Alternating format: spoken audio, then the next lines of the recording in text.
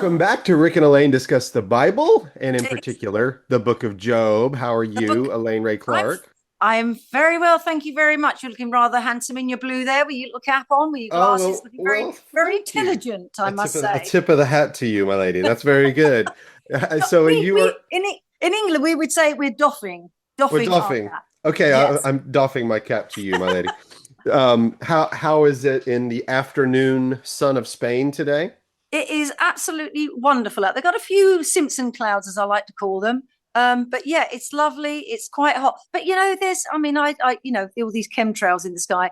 We see there's quite a haze I'm not around the. laughing at you. I'm laughing with you. I There's a know, lot of but people I've that I been talk I've to been about talking this. about chemtrails for 22 years, and people Yes. just didn't get. And now all of a sudden, people think that they found chemtrails. You think to yourself, "My gosh, I've forgotten all about that." But again, when you look at the haze, it's like there's sort of some kind of ground. It's very, very, very fine powdery stuff that the sun is reflecting off of. It could be Yeah. aluminium particles, it could be glass particles, but it's a Bernie. It's a Bernie Yeah. sun. Yeah, uh, I can tell you're so English because you say aluminium when we say aluminum here. Oh, right, aluminium. Yes, yes. Well, So I think we gave you the language, so I mean, you did. We just ruined it over here. well, you've got to So have something of your own. I'd say the only thing that's come over here from you is like dispensationalism, yes, yeah. Mormons, Jehovah's Witnesses. No, hey, you guys brought you brought a lot of stuff over here. So um so after our week off, we put that study out that came out this past Tuesday. And we got some comments, but I wanted to say this up front as we get into this study. Um, Hang on, just turning the aircon off. she's gonna turn the aircon off. How do you Just like going to that, get, just going to te- Dina? just going to turn the aircon off. Yeah, Dina, she turned the aircon off. All right, so Off. off. So I'm doffing you, my lady. So I had my brain can only handle so much information, just so everybody knows. I'm a very leaky vessel. That's what I like to say anyway. A I, colander. Yeah, I'm a very leaky vessel, and I have a tremendous amount of information coming in and going out because I'm a content creator, because I'm involved in the Revelation study. I'm working on the Job study. Elaine and I are talking about things that are going to come out next week. That this morning, that's just even more like there's so much information. Plus, I did an interview, which I put it on Patreon. I was interviewed by a man by the name of Q Clinton in his Bible study group. And so there was a lot of information there that I was answering to. And I say that because in our last study, I did that little misdirection. I said, okay, I wanted you to read 22 and 23. And then at the end, I sprung on you, oh, but Job's not done. Let's do 24, right? Because I really wanted to hone in on the idea that Eliphaz had said everything he needed to say, and Job didn't respond. He wasn't responding directly to him. He's responding, like I said, he turned his head and he looked up or whatever. I wanted to point that out because he's he literally is shutting Eliphaz down, but he's It's not shutting engaging anymore, is he? right, and he's shutting him down in this unique way. And when he does that, it's going to affect Bildad. And I wanted you guys, it's hard for me to keep all this stuff together. Okay, it just is. But we got You're some doing a really good job. well, thank you. But we're going to slow way down in chapter 24 and then do 25 today. And there's a lot to cover, and I don't know if we'll get it all. Hopefully we can. I thought you was being a bit sort of optimistic, 24 to 27. Well, I wanted him to read to 27. I'm Well, not I've going to done do it that. all. Yeah, yeah, yeah. If you read it all the way to 27, that's great. Because Job wasn't even done talking when you get to 27, by the way. No. So, but all right, let's read the comments because Alan Thompson asked or mentioned some things and kind of asked a question. We have two comments, and they're really good comments today. He says, glad to have the both of you back. This is Alan Thompson. Hi, Ella. I missed my rock star friends last week. We missed you Oh, guys. Great episode with insightful discussion. Beautiful reading as usual. Take oh, that to heart, please. bless you, Alan. I always think it sounds awful. Yeah, it's not. It's wonderful. And a good homework assignment, which is what I left. Can we prove Job wrong? And what did he say about God that we were going to bring up today? When Elaine was reading chapter 23, verses 11 and 12 in particular, I was captivated with the thought question. It hounded me for the rest of the episode until I heard the comment that it's possible that Solomon wrote this looking backwards. I'm so glad you picked up on that, Alan, because so did I. So, if you would like to add some thoughts on chapter 23, verse 11 and 12, I would love to hear them. What struck me was Job's declaration that he hasn't departed from the quote, command of his lips, and that he has, quote, treasured the words of his mouth. It sounds a lot like David. How can Job say that if he is living during the patriarchal period and the law has not yet been given? Again, the Solomon comment was intriguing. Love y'all, and we love you too, Alan. Absolutely. So, would you mind reading chapter 23, verse 11 and 12? Let's give everybody context here because I want to tackle this. I did respond on Patreon, and I'll read my response, but we'll get into it. Right. It says, my feet have stayed in his footsteps. I keep to his ways without turning aside. I don't withdraw from his lips' commands. I treasure his words more than my daily food. That's so good. And you're right to get stuck on that. So did I. I started hearing, that's why I've been saying during the study that I believe that this was written post David, post Solomon, and being put back in time. It's a cool way of writing. Like we do it in American culture all the time. I was just introduced to the show called Peaky Blinders. I didn't know anything about the Peaky Blinders, and so I was like, yeah. Yeah, Peaky Blinders, little razors in their caps.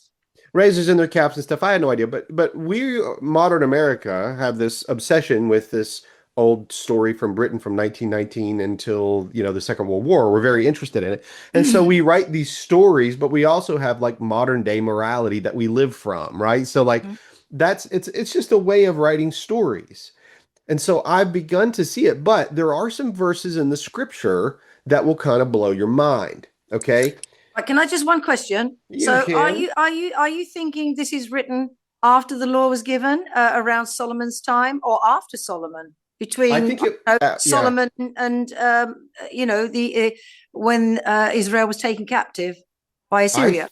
I think it's possibly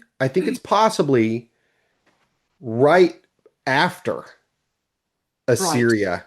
Like I think that it's wisdom literature. It can't be Solomon. Solomon's gone. I said it was probably during the split of the So that's kingdom. what I It said, could be between. Solomon because if you think about the position that Job is in, how Job is decimated. Well, northern Israel was decimated, right? And so then the Judahites were left in the bottom, and then there's some time, I think it's like 150 years before Nebuchadnezzar and the Babylonians come in and siege Jerusalem and during Jeremiah's time.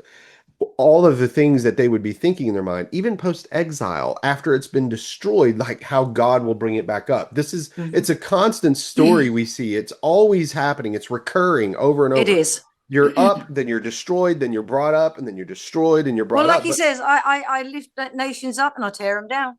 yes, I lift yes, nations up and I tear them down. yes. I'm gonna read my response back to him. I put it here in the comments so that I could remember to say it. Can I But just say, I don't ever get to see the comments because I've lost my Apple ID password and I can't get into the comments. So this is why Rick will read them out to me, or yeah. yeah, and I want to But I do it can't read anyway. them. I can't even comment back. So Yeah, I'm and I so should have sent sorry. them to you, but my brain, I can't. I don't have time. I'm I just know, running I around like know, a I chicken with a know. head But cough. I just wanted them to know it wasn't because I was lazy. It's because I've lost my. That's what I said. Technology useless. Don't Well, know what it is. I just want to. We're going to read the comments anyway, and we're going to read the questions anyway, and we're going to talk about it, even if it interrupts the study some, because it's important. I think if Absolutely. something happens in your mind and you're thinking about it, let's talk about it. So, Absolutely. while I'm talking about this, Elaine, would you turn to Genesis chapter 18 and then also like get ready for Genesis chapter 26? And so chapter 18 first and chapter 26. And here's what I'm going to say. I'm going to say, first of all, great catch, Alan. And that's the kind of thing that makes you so say like, wait a minute, right? Job sounds like David or Solomon or somebody like it does sound like that language. And we find that kind of stuff in Psalm 1, Psalm 19, Psalm Don't 119. Like, go ahead. don't you find as well that because it's sort of a reiteration of other stuff, isn't it? Is again, yes, we know that it could be projecting forward or backwards. We do understand that, but is that not just people coming to a realization of God, having a relationship with, or becoming aware of him, more aware of him, that this is what you start to question and that you start to see. So basically, we all, when we start to get that relationship with God, end up having these kinds of comments, which these ones are having. And I think that that's true, but here's what the big question is about the word commands. These kinds of things, like what commands is he talking about? Like, he doesn't have the law. So what did the patriarchal period actually have? What had been passed down? What were those commands? In Genesis chapter 18, verse 19, listen to what it says about Abraham. Would you read that? Yep. For I have made myself known to him, so that he will give orders to his children and to his household after him to keep the way of Adonai and to do what is right and just, so that Adonai may bring about for Abraham what he has promised him. Okay, so God's made this promise to Abraham, but he's also put these orders. That word orders is the same as our word commands that we hear, like these commandments or this commands to him. So he has brought this to him so that he can keep the way. That's interesting because that's what Job said earlier, right? Walking in his ways, right? So this is like, how does Job know that? But then again, you've got to remember where it says, I have made myself known to him so that he will give orders. Well, the Lord didn't come along for another 400 and odd years. That's exactly right. But he makes So himself therefore, known. it must have been sort of some sort of verbal pass down. That's right. Rather, this was written hundreds of years before we had the, or they had the law. So it says there, I have made myself known to him, so that he will give orders to his children. But again, you talk about orders, but again, the law wasn't given. I mean, they were in captivity for 430 years until the fullness of the sins of the Amalekites, I think it was, had come to fruition. So therefore, you had to have them go in Joseph's time, but Abraham was like 2 or 3 generations before that. So you're looking at 500 years, Rick, before they were given them. So they must have had something that was different to something written. The fact that it says there, I have made myself known to him. I have made myself known to him so that he will give orders to his children and to his household after him to keep the way of Adonai and to do what is right and just. So therefore, there must have been some sort of communication, some sort of, maybe we're not privy to it, but in texts like these, we assume, because it's not explicit, it's implicit, we just think to ourselves, well, we have to make the assumption that there was more of a rapport going on between Abraham and God than we are privy to. Right. Okay. Well, do you see what I'm saying? Go to Genesis chapter 26. Go to Genesis chapter 26 and read verse 5. Genesis 26. Verse 5. 26. Verse 5. All this is because Abraham heeded what I said and did what I told him to do. He followed my mitzvot, my law, my regulations, and my teachings. It doesn't really say anything about being written down. He followed my law, my regulations, and my teachings. Abraham heeded what I said and did what I told him. Again, I mean, I don't want to be devil's advocate here, but I'm probably playing him. I'm just thinking to myself, was it something that was given to Abraham simply because Abraham was the start of the people that God says, I'm going to call these people mine. You can have the other nations and put these other fallen angels over them, but this is where I start with. So yes, wouldn't it have been good to have given Abraham maybe verbal chats with him? Maybe, but we're not privy to it. So for me, the fact that he says that he gave them orders and commands and regulations, but it wasn't written down at that time. If you're going to the law, so therefore, we've got to say it doesn't necessarily follow that there had to be a written law. It could have been passed down through these other people that Abraham had meetings with, during those 480 years, 500 years, because it would have been something like that from Abraham to Joseph. And then when they didn't know who Joseph was, they did, but they didn't take any notice. Then there was 430 years of slavery. So you look at 500 years, say, of regulations and ordinances and stuff like that being passed down. And it must have just been following in his footsteps, because we didn't have any, well, the Jews didn't have any at that time, Israel. But because of that, again, I'm just bringing that up as something that maybe not thought of, because there's nothing there that says anything was written down. It says, I have, with my lips, I've followed in your footsteps. Here it says, all this because Abraham heeded what I said and what Look, I told I him. 1 billion% agree. I'm not even saying that it's written. That's not even what I'm saying. Here's what I'm saying. Job is most likely a descendant. We've talked about this somehow to Abraham. These words, even though he's not in the covenant line, he's not. Job is not in the covenant line. You cannot get him in it. It doesn't work. Mm-hmm. So, because of that, he still has this oral law about El Shaddai, whatever this is, whatever these statutes are, these commands are. And by the way, a lot of the things that show up in the law are what Job is talking about in chapter 24. He actually talks about the things that are in the law. So this stuff has been passed down. And by the way, his friends know it too. His friend Eliphaz has just said it in chapter 22. He's telling him, he's accusing him falsely of breaking God's oral law. And therefore, that's why it's happening in the reality. So Yeah. in this world, wherever this ancient world is, whether it's actually happening and we're got a story recorded at his time, or if it's written during the time of Moses, or if it's later, it's written during the time of Solomon, it doesn't matter, because it's pointing back to this place. Excuse me, pointing back to this place, talking about God's oral laws and him dealing with people. So I don't know, honestly. I don't know. So basically, we don't really, it doesn't really matter whether it was after Solomon, before Abraham, even. That's my point. Yes, that's my point, is that, but it also means something that I've been trying to say over and over, is that God is dealing with a man outside of the covenant line.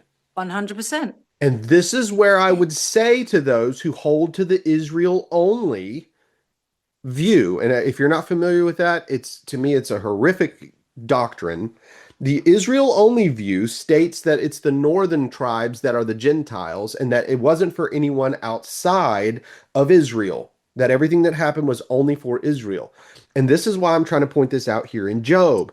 That's not the case. This is long ago, long ago. But if it was written during the time of the first, taking away of the kingdom of Israel, or after the exile of Judah, or whatever, it doesn't before matter.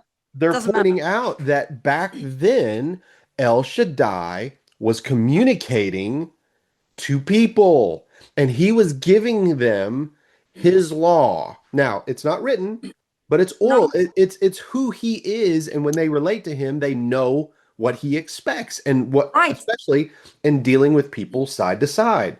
Exactly. So, and we know that already, because we've got chapters 1 and 2. It tells how God feels about Job. It tells us that Job, he calls it. Have you seen that there's nobody like him on all the earth? Well, hang on a minute. On all the earth.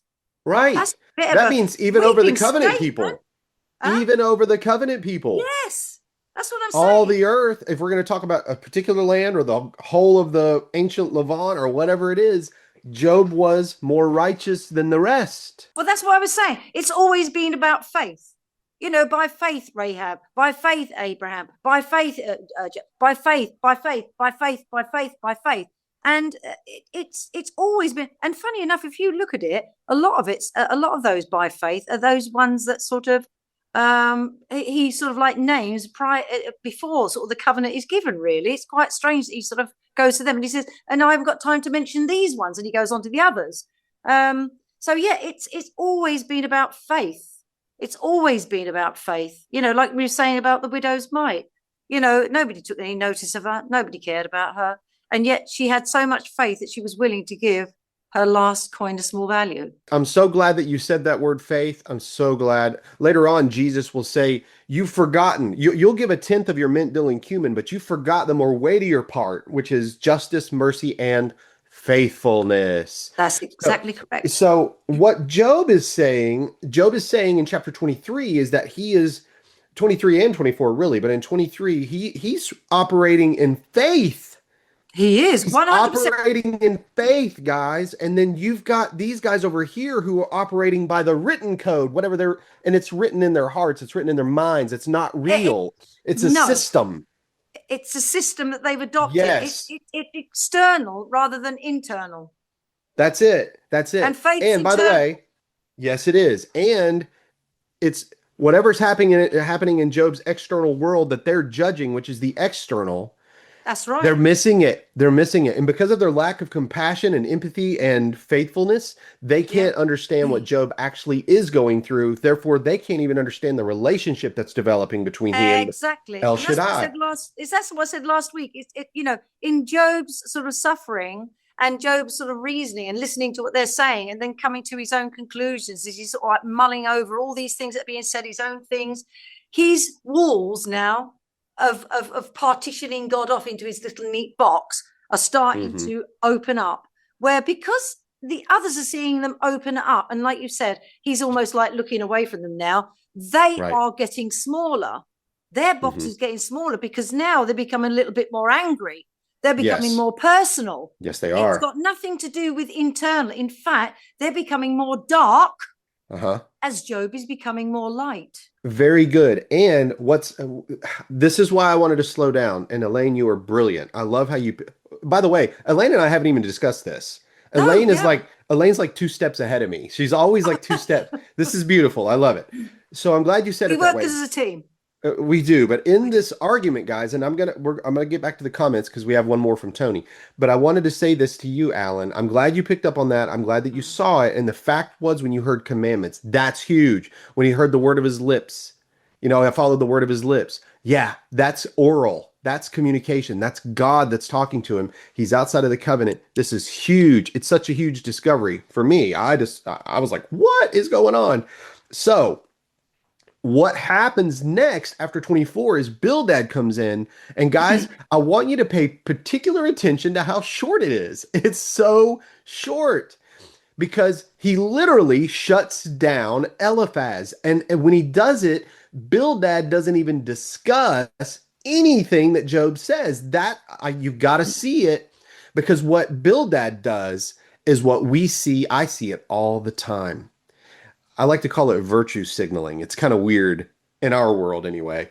But we'll get to that here in a little while. I don't know if we'll get to it today, but I want you, if you guys read 24 through 27, I wanted you to particularly notice how short chapter 25 was. There's a reason for Yes. that. All right. So, hello, Tony. Thank you for giving us a comment here. Hi, Tony. This homework really got me thinking. When Job says, "If it is not so, who can prove me a liar?" it feels like he's inviting honest examination, not blind agreement. That's good. Exactly what That's we do. And exactly that's what he's exactly doing. what we want in life, as regards God and faith and the scriptures. This is what we want.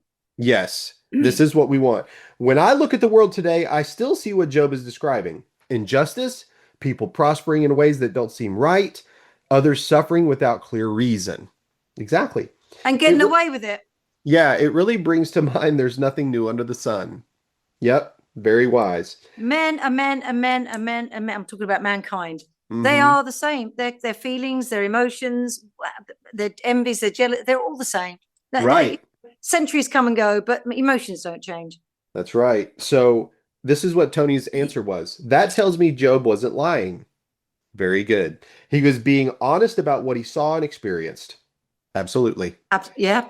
I think the challenge for us is how we respond. Do we become like the friends and try to explain everything? Or do we acknowledge what we see and still trust God through it? Very good. Really looking forward to digging into this more. Thank you, Tony. Guys, go over to Tony's channel. Go over to Tony's channel. She's written some more songs based on this portion of the study. It's really good. Yeah, they both dropped. Excellent. They're really good too, by the way. One of them's pretty hard rock. I don't know if you'll like that one, Elaine. No, probably not. But then again, I mean, you can't say anything like that until you try it. So, and I think that is true. Just read that last bit, like that last portion. That she said? Yeah, she said, I think the challenge for us is how we respond. Do we become like the friends and try to explain everything, or do we acknowledge what we see and still trust God through it? And I think that's the thing. Do we still trust God through it?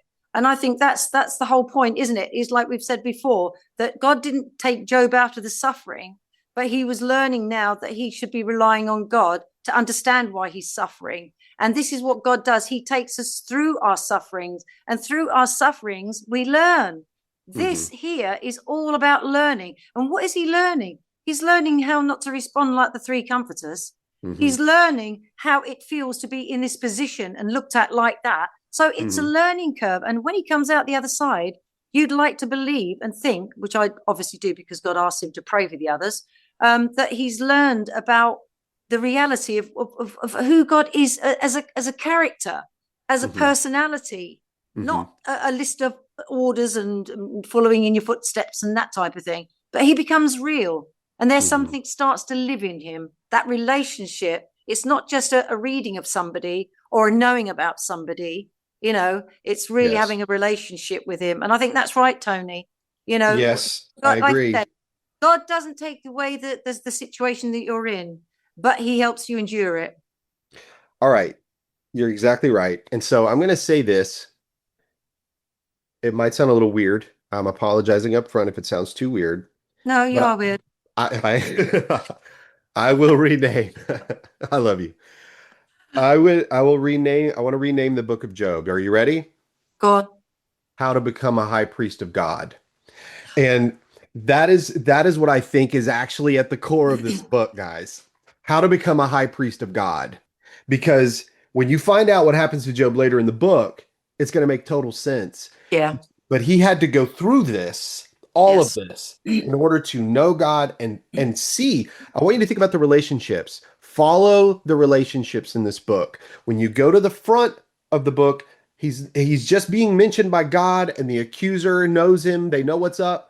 But when you listen to the relationship that Job has with his family, he's doing sacrifices on behalf of them because perhaps they are thinking something in their heart.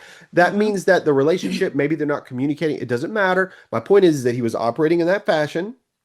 And then God takes everything away from him. And then the relationship to his wife immediately says, curse God and die. That's as far as she can go. The anguish and the pain and the suffering has stopped his bride from wanting to go any further.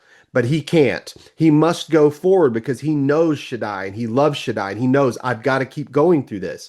And so he does. Then his three friends arrive and they sit with him for 7 days and say nothing to him. And he's there in his thoughts between him and Shaddai, and he's wrestling with his humanity, all of the things that are so hard for him.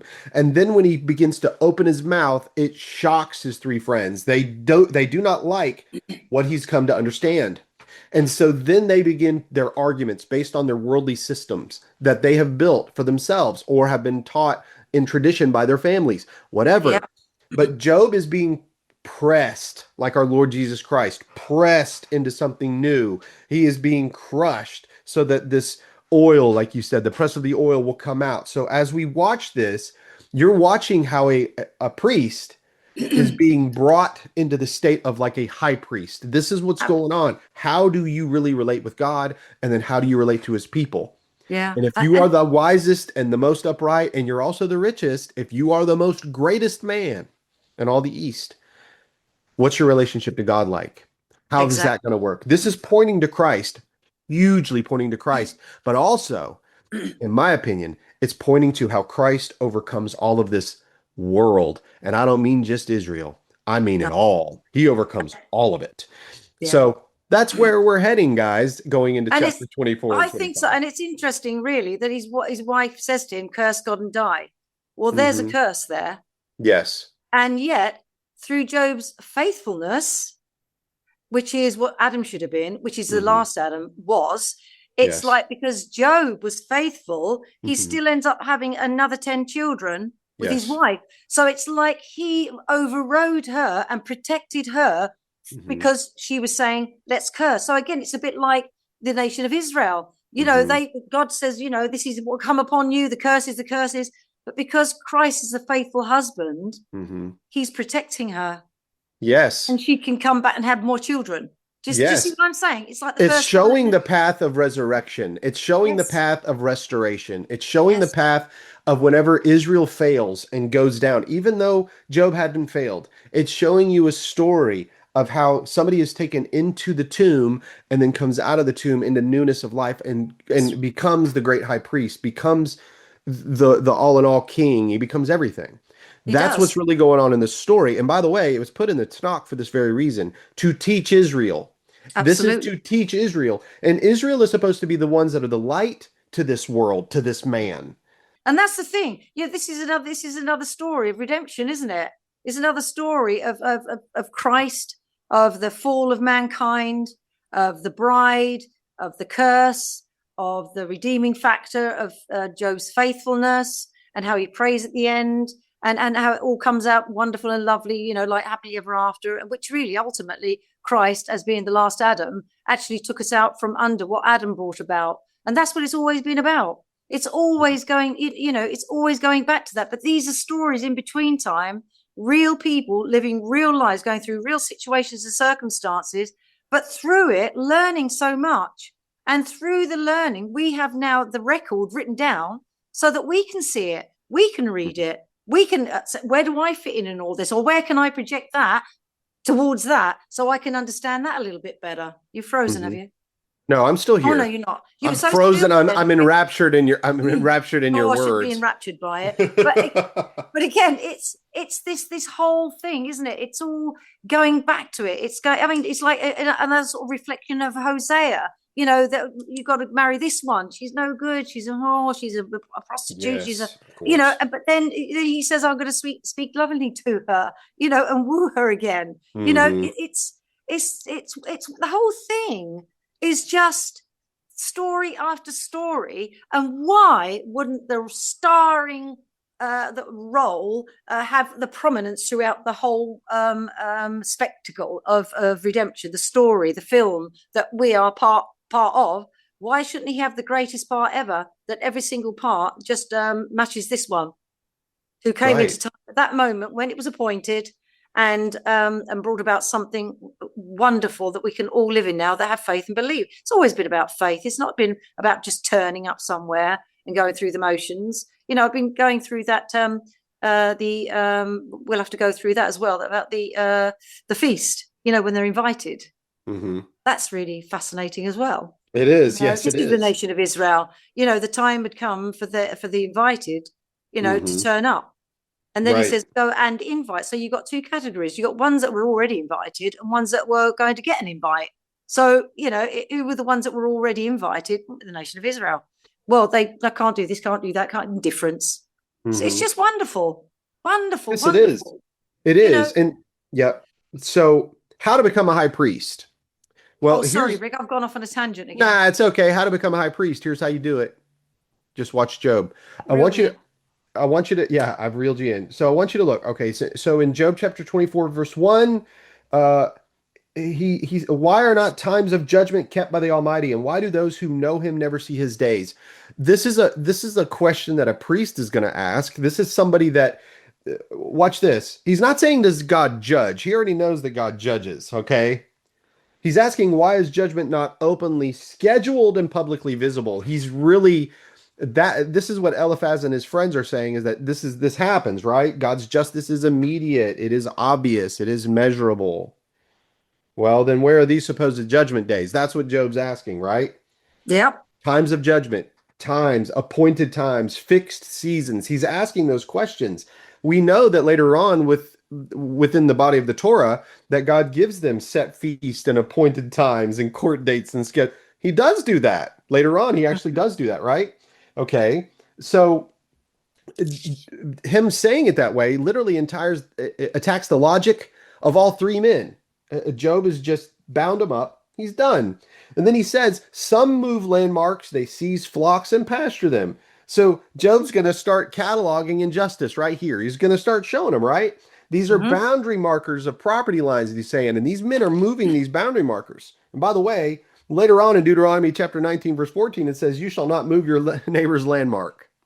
Absolutely. This is law. 100%. He It's already their knows it inheritance. orally, but Their it's inheritance. that's right, it's their inheritance. Deuteronomy 27:17. Cursed be anyone who moves his neighbor's landmark. The law is going to tackle that. Job already knows this. Job knows this orally. He knows this in his relationship to Shaddai, but it's happening and there's not justice against them. That's what's blowing apart the worldview of the men, right? So Exactly. people do things worthy of covenant curses. This happens, but he's not in a covenant. or at least not in the covenant of the promised line. Okay. And Job 24:3, that they drive away the donkey of the fatherless. They take the widow's ox for a pledge. Here it comes. Starts talking about the widows and orphans, right? Hmm. Widows and orphans have very little legal protection in the ancient world, if They don't, any, do they? until the Torah.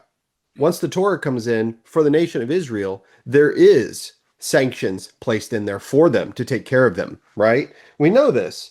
And it's not saying that all women and children are helpless. It's just talking about, in particular, the fatherless. So they drive away the donkey of the fatherless. It's theft of working property. Exactly, because that's It's how he earns that his living. that's how he earns his living. That's right. Takes the widow's ox for a pledge. That means that, An ox is something that plows. yeah, You plant they're things, they're and taking that grows and away, it's food. they're devouring widows' houses, and they're displacing the fatherless. All right, watch this. They thrust, verse 4, they thrust the poor off the road. The poor of the earth all hide themselves. Social displacement. The wicked do not just merely steal things, they make the vulnerable disappear from public life. My goodness, this is like reading a page out of the newspaper, It right? is. It It sure is. is. Behold, like wild donkeys in the desert, the poor go out to their toil, seeking game. The wasteland yields food for their children. Oh my gosh. These are desperate survivors. They are. They're desperate survivors, and it's so important. The poor are working. They are not failing because they refuse with effort. No, they're willing to work for their food. They're having to scavenge like wild animals. It's pointing out the brokenness of the system. People suffer, Bildad and them saying, well, they're suffering because they're wicked and foolish. Job's like, no, sir. The wicked and the Exactly. foolish are taking advantage of the poor and the weak, is what's actually going on. Exactly. Right? Yes. So they're out there. Verse 6, they gather their fodder in the field and they glean the vineyard of the wicked man. Holy moly. I know. Listen to I know. that. I They're mean, that gathering is this really stuff from turning a, their argument. That's turning their argument upside down. it's upside down. He was like, It they're is. having to gather from the wicked vineyard. Exactly. That should remind you of Exactly. the scribes and the Pharisees, by the way. Yes. Yeah. Um, and so in verse 7, they lie all night naked without clothing and have no covering in the cold. Yeah. That's a bodily cost that these people are feeling. Now they're out in the exposure. It's I mean, not it's the same abstract. today. It's the same today, It really, in England is. and America. There's Yes. people outside with hardly any clothing. They're sleeping in the cold. They're taking Yes. away their homes. They're taking away their food. They're taking away their livelihoods, their And their jobs, clothing. their homes, everything. Listen to what the Torah says. That if you take a poor man's cloak as a pledge, you're supposed to return it by nightfall because it might be his only covering. That's a Yes. law, folks. Yes. Job is Abs- Job is literally spitting out Torah. He's spitting it out verbally, okay? They are wet with the rain of the mountains and cling to the rock for lack of shelter. I know. Continuing that same picture, isn't that they're exposed, displaced, shelterless, Yeah. and the system's not taking care of it, But and isn't it God's like not doesn't have appointed justice times for it either. exactly? And that's the thing. It's this idea of compassion for these people and seeing what's being done, having your eyes opened. Not just going about Hmm. your daily business, carrying on doing what you're doing. He's really starting to think maybe of something that he's never ever thought about before. Never Right. thought about. He's done No. what he's done. He's a righteous man. God has already said that. But maybe these are the things that now God is sort of saying, all right, bring these things to mind. Now start speaking out, Job, on what you've seen, but you've never really homed in on. You've homed in Yes. on all the other stuff, but now you're starting to see a part of my personality here that I'm really giving to you through this suffering and through these Hmm. people trying to comfort you. That's So right. it's once again, it is starting to awaken. The the little dimmer switch is starting to turn up. I want you to think of those three men, almost like the children of Israel, and Job being like Moses reading the law to them. Think Yeah. about them when they're first hearing it, right? Watch this. Listen to this. There are those who snatch the fatherless child from the breast and they take a pledge against the poor. So, guys, that's taking a child as debt security, tearing apart a vulnerable family, or seizing what belongs to the poor with absolute ruthless indifference. And the sad thing is, Rick, that they don't even need that. They're not just So selfish, they're predatory. They don't exactly. even need it's yeah, I mean, wow. Exactly. And that's the thing. It's not coming from a, well, you can understand it. Someone's pinching something if they're hungry and haven't got anything. But these Yeah. ones have got everything. They've got vineyards, they've got their own sort of way of ploughing and stuff like that. And yet they are just like stamping all over these people. And not only stamping, it seems that they're in, there's just not one thought. The empathy and compassion and the kindness, it's almost like they're psychopaths. Oh, I know. Listen to this. Watch this. Think about as a worker, but these people are poor. Listen to this, verse 10. They go about naked, without clothing, hungry, they carry the sheaves. In other words, the poor carry the food, but they don't even get to eat it. Exactly. Exactly. That's I mean, so ironic. it's, Isn't it ironic? well, again, how far removed from the thought of anything human are these people? Yeah, listen to what this Job who's becoming a high priest says. Think about it like this. The friends have told him in their worldview basically like this. They've said, if you live wisely and righteously, life tends toward order and blessing. That's what they're telling him. Here's what Job would respond. Tell that to the hungry laborer carrying another man's harvest. Exactly. Right? It's Right? exact. Well, it's the same as the Pharisees. We've got Yeah. lots. We must be being blessed because God must be thinking that we're really righteous and lovely because we've got lots of money, and you must be a wicked person, Yeah. not worthy of anything because you haven't got anything. No. I'm with you. Yeah. I Verse mean, can you 11. imagine Jesus sort of like Sorry. carrying a wardrobe around with him when he was going?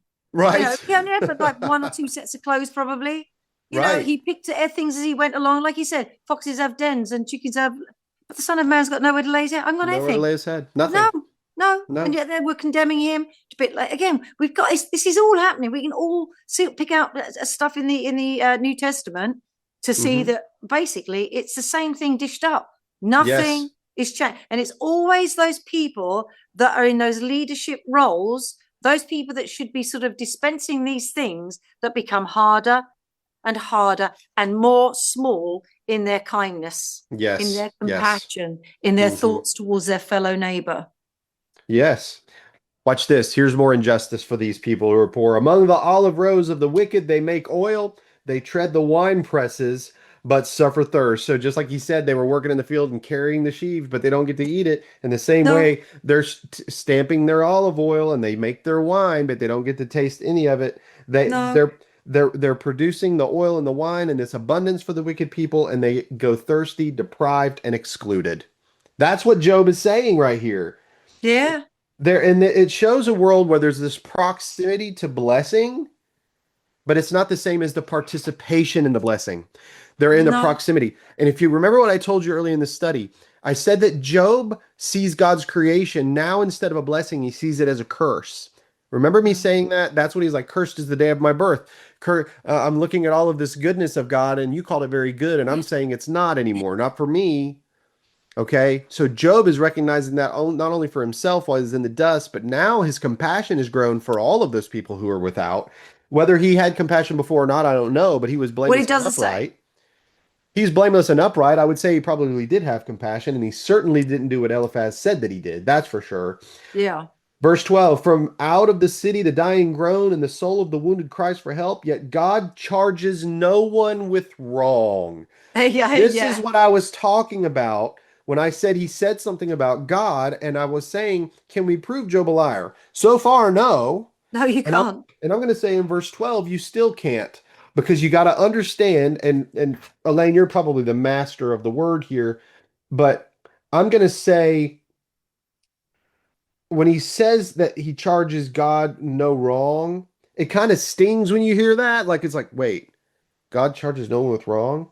But that's not, he's not saying God is morally evil, okay? He's saying from the standpoint of visible history, God often appears not to intervene when we expect him to. That's the Exactly, point. That's the exactly. point. He's And telling that's just this to the group. He's not addressing just Eliphaz. He's saying it to the group, guys. he is. And that in mine it says, "Men are groaning in the city. The mortally wounded are crying for help. Yet God Uh-huh. finds nothing amiss." Right. Is there nothing amiss? Well, Right. there is. But and that's the whole thing, isn't it? It's not God finds nothing amiss. It's and God finds nothing amiss. Right. It's the way Exactly. it's the way it's sort of like That's projected. It's the way the it's way said, the that way you, it that's right. goes up and down. Good. It's how it's said. Exactly. So when we're reading the Exactly. words, it can be lost, but if you keep it within the context of what he's saying, you got it. Very good. And he's Perfect. and basically his faith is under pressure by these men and he's responding to it not just in general terms. He's breaking it down like the law would break it down, but he's forcing this theological problem on their worldview. How can God be just when the cries of the crushed often seem unanswered? Answer me, men. Prove me wrong. That's where he's heading, right? And isn't it funny though that all of these things he keeps bringing up, like when we talk, it's leading you on to the next thing. You go further Yes. and further into the thought process. Mm-hmm. And Yes. that's what's happening here. He's actually he's taking himself further in his thought process by the things he's saying, by the things he's realizing, and the experience he's having with his friends. Well, Right. so called. His friends, right. So far, let me read the list of the things that he's handled all the way up to this point.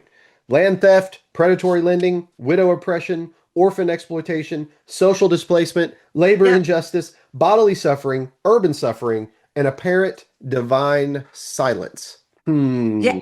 I Now tell he's you going what, to that's shift. perfect. Yes. Perfect. Now he's going to That, shift. that's exactly what it's all about. That's really good. That's you should write that down on the comments so we could look Uh, at it. yes. So now we're going to shift. We're going to finish the chapter. I know we're probably going to go over an hour, but just stay with me because I asked you to do the homework in this chapter, and so I want to show you where we're going. All right. So Job is going to shift. Right. Verse 13. There are those who rebel against the light, who are not acquainted with its ways, and do not stay in its paths. Right. They rebel against the light. He's starting to shift. He's talking about light and darkness now. It's Yeah. one of my I think it's one of the greatest descriptions of evil in scripture, to be perfectly honest with you, when he does this shift, okay? Yeah. Light carries this weight to it: moral clarity, truth, justice, what is right, what can be seen openly, sometimes even God's moral order. That's what light is used for in the Bible, right?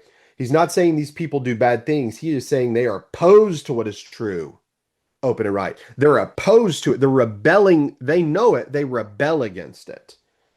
They're not even acquainted with its ways. They don't even know how to operate within it. And they certainly don't stay within its paths when they do understand it. Okay? So then he says the murderer. Now he's went from all of these people being exploited. Now he's going into those that rebel against the light, which is also where God's law handles. Do not murder. Do not do these things. Absolutely. The murderer arises before it is light. Interesting timing with that. That he may kill the poor and needy, and in the night he is like a thief. So first he brings out the murder, who rises before the light. He's Now, isn't doing it this. funny? I've got the murderer rises with the light.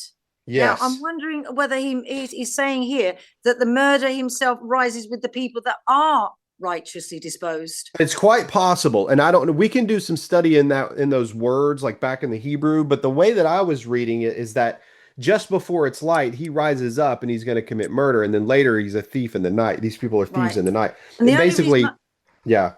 go on. So he can kill the poor and the needy and steal from these people. Yeah, but I again, it's you can see it both ways. But the murderer rises with the light. Again, Hmm. with the light, is he because he's talking about God's ways here? We're talking about those that would be living out those ways. So is he rising with those that are living out God's ways and to kill those that are doing that? They are the poor Hmm. and the needy that are living like Yes. this. They're the ones that are experiencing it from you, the wicked man. Right. Right.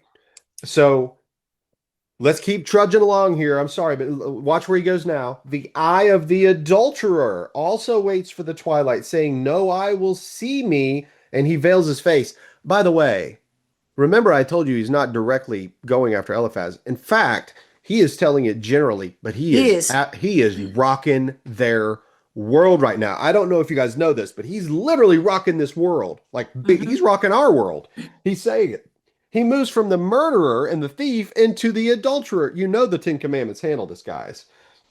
The eye of the adulterer, it's a very intentional phrase here. He's saying that their desire, their intention, their coveting, their secret orientation. They're looking for it, aren't they? They're waiting for that appropriate time, which is twilight. They're waiting for that moment because they know that there's going to be total darkness. This is where these Yes. people operate. So it's showing that the way that sin comes into the world is through what's happening internally to you, then you operate external. Well, yeah, it is, but it has to be external before it goes internal to be born out. That's But the thing. but that's exactly right. But so they see something, they desire it, they keep their secret orientation or whatever it is, then they act upon it, then They it do. comes. Yes. All right. So then we've got verse 16. In the dark they dig through houses. They by day they shut themselves up. They do not know the light. Very sneaky. Very sneaky. It expands now to burglars, thieves, housebreakers, night crimes, right? Digging through houses. It's like none of this is abstract. He's literally describing the world in which they live. He's just letting them know. For deep darkness is morning to all of them.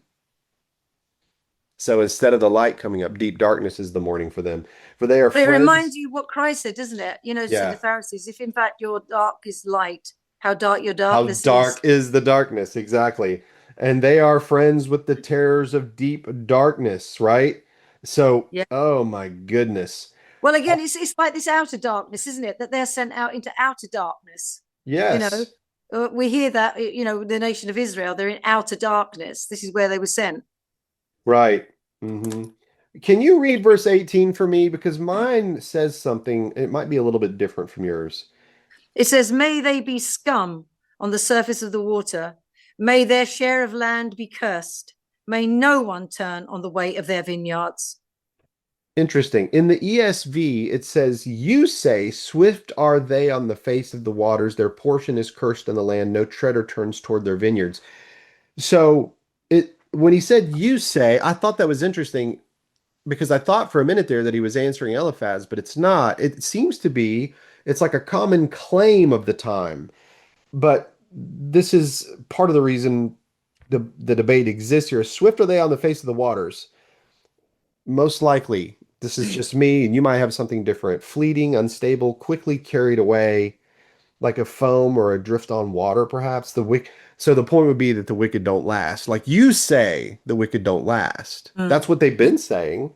Yeah, or maybe that's what he's wanting them to become, just scum. Because again, scum, you can sort of scrape it off, and it's just thrown into nothing. It's Right. Yeah. thrown because he's gone from the things of he's gone and told us what they are doing, and now Yes. he's telling you what he would like them to be or to become, or that would happen to their end. I mean, yeah, possibly. I'm there with you too. Um, You see, because I'm thinking about the whole thing. Because again, he's talked about light, he talks about darkness, and we know that he's talking about, you know, again, all the way through the Word of God. We've got this light and this dark, this night and this day going on, and it's mhm. always, we know that the people who are in the light are sort of following God, that he's living out God's principles in faith. But darkness doesn't know anything about the light. In fact, darkness flees from the light. So therefore, Mhm. I would be thinking now he's gone down all these things that they are, and now he's he's telling you what he would like them to And be, I because there also is an ending, because he says there, doesn't he? But that was the thing, like it says there, where did we get that one? Where was that thing, that last part? verse 18. um no, where was that? We were in verse 18. Swift are they on the face of the Oh waters. yeah, and even if it isn't so now, still no one can prove me a liar and show me that what my words are worthless. I Oh mean, yeah, like it says, that's at the even end if of it it. isn't so now, so he's hmm listed all the things that these wicked people do, and to Yes. these poor oppressed people, and yet now he's saying to you, right, this is where the end is, because again, is there no recompense for them? Is there Well, and I nothing think if you read happening? verse 22, though, read verse 22, because he says, Yet God prolongs the life of the mighty by his power. They rise up when they despair of life. He's, I What think what he's, you're in verse what verse chapter 22, of chapter 24, verse 22. 22? Mine says, yet God keeps pulling the mighty along. They get Yes. up even when not trusting their own lives. Again, this is, again, yet God keeps pulling them along. So Uh-huh. again, is he saying they're sort of spiritually, that because they're alive, God is allowing them to follow down this path, or is it because this path has been sort of like preset for them because that's their character I and they're would going say to the go? latter. I would say the Yeah, latter. I think yeah, that that's what's being said here. yeah. Job, this retribution theology worldview that everybody has towards Job, I think Job will acknowledge the ultimate reality of the wicked, that there will be a time it will be judged. It just does not happen in the way in which you believe in our Exactly. world. You've made a mistake. This is how to become a high priest. It's somebody who can have the ultimate compassion and dig in deep and really get down to the bottom of it and know Someone that who's the Lord suffered. is there. Someone who Yeah. suffered knows the Lord is there. Someone who understands the laws of God and how to rightly appropriate them through compassion. That's the ultimate point I'm trying to make here. Well, So, we spoke about that on Tuesday. yes. It literally is, all these things are learning curves, and all Uh-huh. it's meant to teach us is compassion, Hmm. knowing how we feel when we've been through these situations and circumstances that have shaped us, and knowing how God internally has used and utilized those things, that then we can extend and project that compassion when people are going through those things, because we know, like we said, when Christ was going to resurrect Lazarus, he cried. Yes. I mean, he He didn't turn and wept. say, "Look, hang on, lads, don't worry, Watch wipe your this. tears, I'm get your super tissues powerful. out. Beep. That's Right. it. Yeah. I'm going to roll the stone away. You watch what I can He do. wept with It's a neat them. trick." It didn't say that. He looked No. at them. He knew the pain that they were going through, and he Yes. felt their pain. That's He right. understood their pain. And again, Hmm. it's about understanding Christ's pain in the Garden of Gethsemane, when Yes.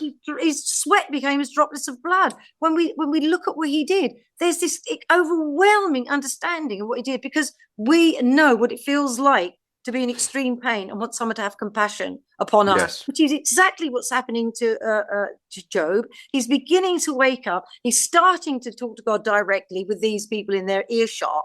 And Hmm. as they're sort of like getting smaller and smaller and narrower, they're going into more and more darkness, where Job, his walls, like we say, because he's gone through this, because he's now starting to talk to God, the walls of his compassion and his understanding of God are getting wider and wider. So he's Hmm. stepping more into light as they're getting further away. So you've got this sort of, Job is moving towards the center, which is God, and then you've got these that are moving further away from the center into Yeah. darkness. That's right. So the gap, the gulf, once again, which is what we're talking about, schism, a gap, The is schism, the getting gap. wider and Hmm. wider. That's good. So we can't prove Job a liar. That's for sure. We know that. We, along with the friends, know what he said about God in regard to, yet he doesn't do anything with that's not how he meant it. We understand the way in which he's saying it, that it's about timing, not Yes, it's necessarily about about timing. God's ultimate justice. Yeah. So this is how we're going to end the study today. So I'd ask you guys to read 24 through 27. So now that you've heard this in chapter 24, go back and read 25, 26, and 27, even though there's more of Job in that. We're not going to be able to cover that all in a study. But I want you to pay close attention to how short Bildad's speech is, and then I want you really to pay close attention to what he actually says. And Mm-hmm. I want you to see how Bildad has nowhere to go and he starts talking in generalities. It's so wild. We do this. I've done it. I've seen people do it to me. It's pretty wild. Well, God is good. So, And God knows anyway, everything. God I does mean, everything. well, the only Yes. time you can question God is when you want to know something, understand something, when you don't understand it. And that's a good Right. question. Yes, yes, absolutely. So, thank you guys for your comments. Thank you, Alan, for bringing up that question. Yeah, I hope excellent. that we answered it, and why that was nagging, why we were thinking of David and Solomon and the law and all the things, because this is really a story about how to become a high priest. It's a story about God's law. It's a story about his oral tradition. And it's also a story about people who are outside of the covenant that God spoke with, Mm. whom he And, saw and was righteous and upright, which is, by the way, a law unto their heart. In Romans chapter 1, you'll see these kinds of things kind of reigniting later in the New Testament. exactly. And it's all about sort of like Job being awakened internally. Because Uh-huh. before that, there was a lot of external going on. Now, through this Yes. suffering, he's been woken internally. And don't we do the same? God takes us through tribulations. Why? Because it yields peaceable fruits, namely righteousness. Yes, and it may not have been Romans chapter 1. Sorry. It might be It it's is another place Romans in Rome. chapter 1. When he It is. talks about those who are going to But be judged by their heart, they become a law unto yeah, themselves. that's that one. Is that That's one? what Okay. yeah, exactly. Those that did not have the law become a law unto themselves. That's right. Yeah, that's Yeah. good. So we're going to end there. and read 25, 26, and 27. We might be able to get all the way to 27 in the next chapter. I don't know. It depends. We had a really hard time getting through 24, and I'm sorry for all of the breaks that you guys. I'm sure this is going to feel a little jagged through here. I apologize. All of a No. sudden, my internet is good now, but it wasn't before. So anyway, God bless you, Elaine. Thank you for sticking in there with it. Well, no, I mean, thank you for sticking in there with me. Just going off at a tangent, reel me in, and I'm fine. I'll Oh just boy. I'll just do my bit. And I'll tell you right now, folks, we're going to do a study next week and we're going to record it, something that Elaine is working on, and it is going to blow your mind. I Well, can't I don't wait. know. Don't big me up Come that much. on. That much, Come Rick. on. It's Don't that big me up good. that much. It's No. that good. It's that good. You You've know, never heard it like this before, folks. I I'll tell you what, promise. let's start on the bottom rung so that if they think it's good, I can go up a bit, but don't put me up the top because I've got a long way to fall. All right. My feet are always swinging in the gutter. Well, that's usually where my mind is. So, anyway, thanks guys for watching. Keep your comments coming. Keep your questions Yeah, do keep them. It's lovely. It's wonderful. And I've missed those that haven't commented, actually. Yes, I've missed and those that and they haven't. will eventually. It's Yeah, okay if you haven't commented. We're not holding your feet to the fire. It's okay. We appreciate the ones that do. We just love our little community here. we So do. grace be and peace to all of you, and we love Yeah, you. And we'll talk to you next time. You hear? exactly. See you next week. Y'all God come back bless. now. You hear? Love y'all. Love Love y'all. y'all. Love you. Bottom of Love my heart. y'all with all my heart. With all my heart. Yeah, I Take do. care. See ya. Bye, y'all. Done.